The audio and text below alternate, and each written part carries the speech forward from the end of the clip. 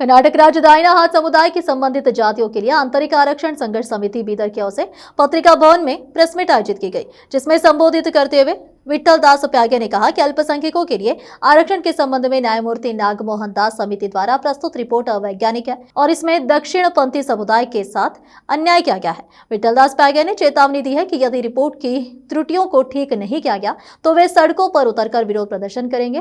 उन्होंने शिकायत की है कि जानबूझकर दक्षिणपंथी समुदाय को कुचलने की कोशिश की जा रही है। इस अवसर पर दलित संघर्ष समिति के राज्य संगठन समन्वयक मारुति बौद्धे ने कहा कि हम न्यायमूर्ति नागमोहन दास की आंतरिक आरक्षण रिपोर्ट से सहमत नहीं है, क्योंकि यह अवैज्ञानिक है। यह दक्षिणपंथी समुदाय की संख्या कम दिखाकर हमें व्यवस्थित रूप से दबाने का प्रयास है। हम इसकी निंदा करते हैं। इस अवसर पर दलित संघर्ष समिति के रमेश ठाकुर की, संविधान संरक्षण समिति के प्रदेश महासचिव अनिल कुमार बेलदार, प्रमुख शिवराज कुद्रे, देवेंद्र सोनी, उमेश स्वारलीकर, कांग्रेस नेता बक्कप्पा कोटे, बाबू पासवान, काशीनाथ चिलवा, आरपीआई के महेश गोनाकर, विनय मार्गे, विनोद अप्पे, विनोद बंदगे, शिवकुमार उपस्थित थे। नीलकटी राजकुमार, बैनर सुनील संगम, प्रसन्ना डांगे, रमेश मंदकनली, शरणु फुले और श्रीपत राव दिने सहित अन्य उपस्थित थे। केपी न्यूज के कैमरामैन पप्पूराज का कवरेज। देश विदेश और स्थानीय समाचारों के लिए चैनल को लाइक, शेयर और सब्सक्राइब करना ना भूलें। 2025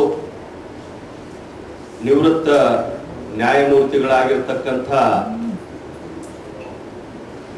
ಆದರಣೀಯ ನಾಗಮೋಹನ್ ದಾಸ್ ರವರು ಒಳ ಮೀಸಲಾತಿ ಹಂಚಿಕೆ ಮಾಡುವ ಒಂದು ನಿಟ್ಟಿನಲ್ಲಿ ಅವರ ಅಧ್ಯಕ್ಷತೆಯಲ್ಲಿ ಏಕಸದಸ್ಯ ಆಯೋಗ ಸರ್ಕಾರ ರಚನೆ ಮಾಡಿತ್ತು।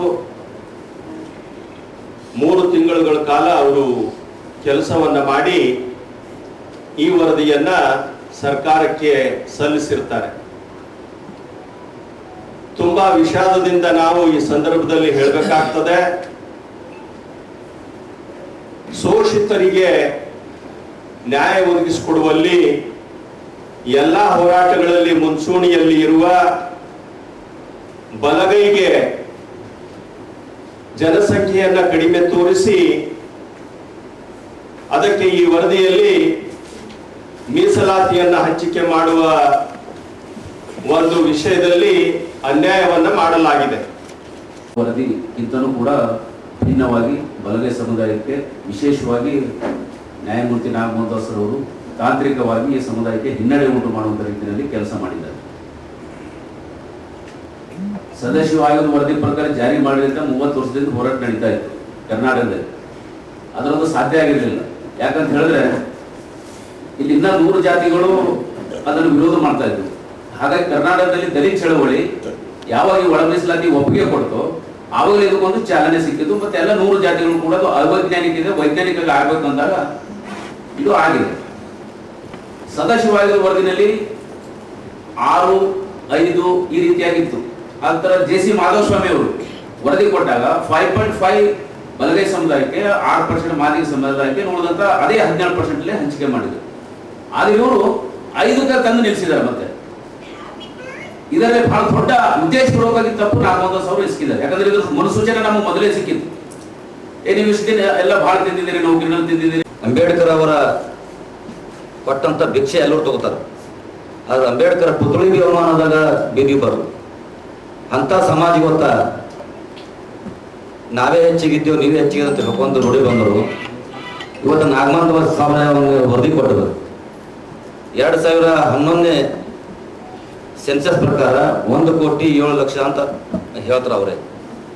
ಇವತ್ತು ಅವ್ರ ವರದಿ ಪ್ರಕಾರ ದಲಿತರು ಎಸ್ ಸಿ ಜನ ಈಗ 1,01,00,000 ಜನ ಚಿಲ್ಲರೆ ಅವ್ರ ವರದಿ ಪ್ರಕಾರ ಸೆನ್ಸಸ್ ಆಗಿದೆ। ಅಂದ್ರೆ ನಮ್ಗೆ 6 ಲಕ್ಷ ಡಿಫ್ರೆನ್ಸ್ ಒಂದ್ ಕಡೆ ಅವ್ರು ತೋರಿಸ್ತಾರೆ ಈ ವರದಿಯಲ್ಲಿ। ಇನ್ನೊಂದೆಡೆ ಅವ್ರು ಕೊಟ್ಟಂತ ವರದಿ ಎಲ್ಲ ಕೊಟ್ಟ ಪೇಪರ್ದಾಗ ಬಂತು, ನಾವು ನೋಡಿ ಹೇಳ್ತಾ ಇದ್ದೇವೆ 24 ಲಕ್ಷ ರೈಟ್ ಕಮ್ಯುನಿಟಿ ಅಂತ ಹೇಳಿದ್ದು ಬಲಗೈ ಸಮುದಾಯ, 27 ಲಕ್ಷ ಎಡಗೈ ಕಮ್ಯುನಿಟಿ ಅಂತ ಹೇಳಿ ಆ ವರದಿಯಲ್ಲಿ ತೋರಿಸ್ತು। ಈಗ ನಾವೀ ವರದಿ ತಗೊಂಡೆವು, ಅವ್ರದೇ ವರದಿ ಕೊಟ್ಟಿದ್ರಾಗ ಹಿರಿಯರು ಸವಿಸ್ತರವಾಗಿ ಮಾತಾಡ್ಯಾರ। ಅದಕ್ಕೆ ನಂದು ನಾಗನಾಥ್ ಏನು ಒಳ ಮೀಸಲಾತಿಯಲ್ಲಿ ನಮ್ಮ ಬಲಗೈ ಜನಾಂಗಕ್ಕೆ ಏನು ಅನ್ಯಾಯ ಆಗ್ಯದ ಅದು ಇನ್ನೊಮ್ಮೆ ಎಂಬುದೆಲ್ಲ ಜಾತಿ ಗಣತಿ ಮಾಡಿ